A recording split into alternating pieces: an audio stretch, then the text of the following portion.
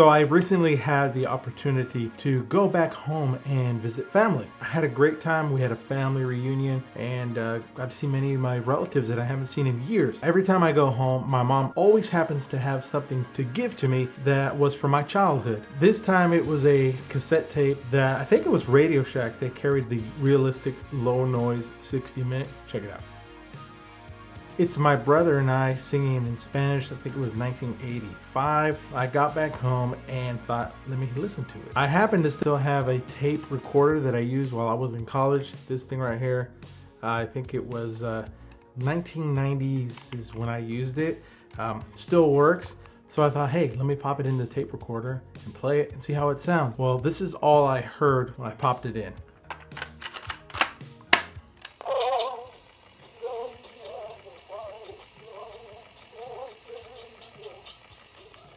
It was such a buildup to be disappointed. Still pretty cool to have it in my possession, even though I couldn't really hear it. I'll probably maybe try to send it out and have it like remastered or something, but hey, that's old school.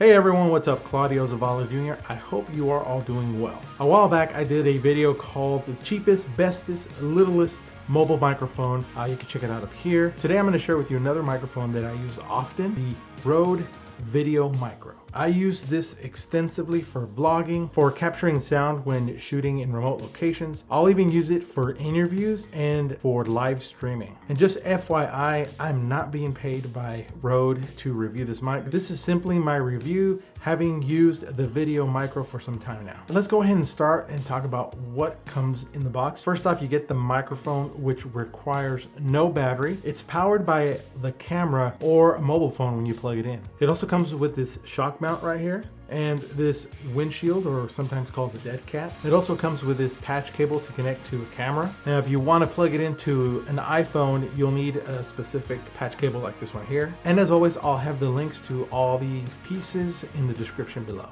So let's start by setting up the microphone on a camera. Most cameras come with a hot shoe mount that you'll use to attach a flash. In this case, we're going to use that mount to place the microphone.